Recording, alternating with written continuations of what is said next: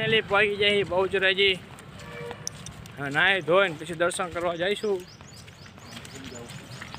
હાલો નહીં મળું. નાહી ધોઈને કમ્પ્લીટ થઈ ગયા છે ને આવી જાય છે બહુચરાજી દર્શન કરવા. દર્શન કરીને તમને દેખાડું હું. કમ્પ્લીટ આવી જાય. વરસાદી લઈ લીધું છે. વરસાદી લઈ લીધી ને જવી હાર ધરાવે.